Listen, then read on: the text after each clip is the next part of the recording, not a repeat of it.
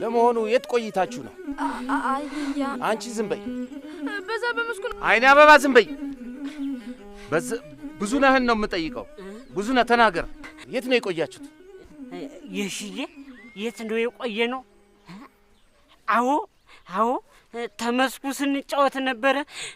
እውነቱን ተናገር። እውነቱን ካልተናገርክ አይኔ አበባን ነው የምገርፋት። ተናገር። እሺ እናገራለሁ። እንዳገርፋት እናገራለሁ። ተመላክ ዘንዳ